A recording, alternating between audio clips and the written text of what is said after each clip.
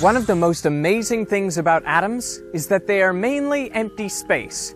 If an atom were as wide as your arm span, then the electrons would all be whizzing about inside the volume enclosed by your fingertips.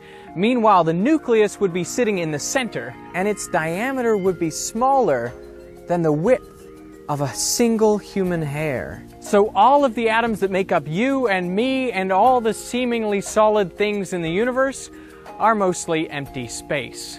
Now this is incredible, but what is even more mind-boggling is that empty space is not truly empty.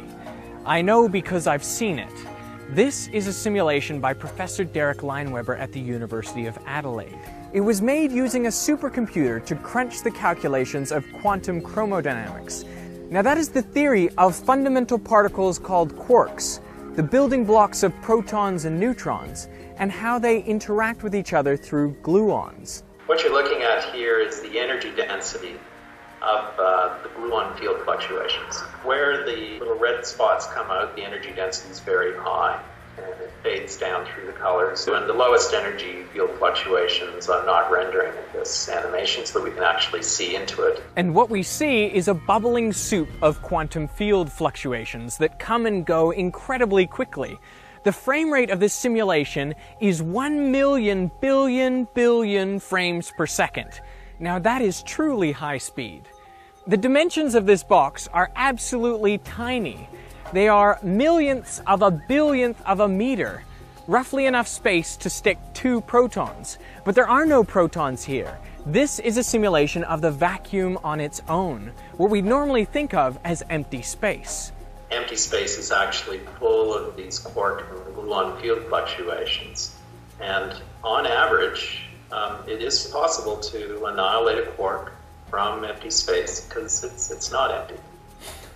That just sounds like the most ridiculous idea, that you're meant to have empty space and yet you can go and get rid of stuff from it.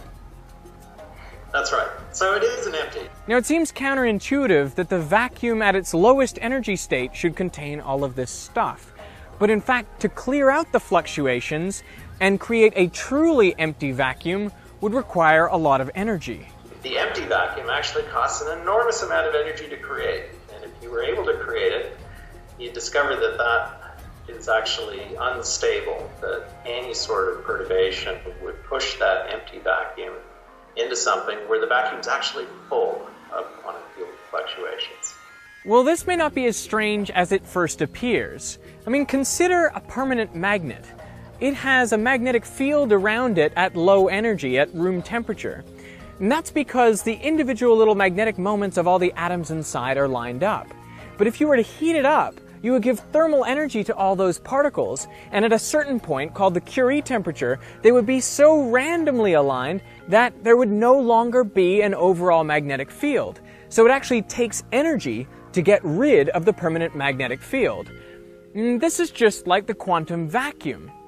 And understanding how the quantum vacuum fluctuations work gives us a sense of what the fundamental particles do, like where are you most likely to find a quark? And it turns out that the quark likes to sit on top of those lumps. Now those lumps come into and out of existence fairly quickly, and so we like to think of the quarks as hopping from one lump over to the next lump as it appears, and then on to another one. I like to think of it as a hiker trying to cross a stream that's running around, and every now and then a stone pops up, because the water's swirling around it, so you put your foot there and then you look for the next spot, and if you go quickly enough you might not get your feet wet. So I think quarks are very much doing, well, we know quarks are very much doing the same thing. So while it is true that you and I and all of the other atoms in the universe are mostly empty space, it is also true that empty space isn't truly empty. And in fact, it is these vacuum fluctuations which are essential for our existence.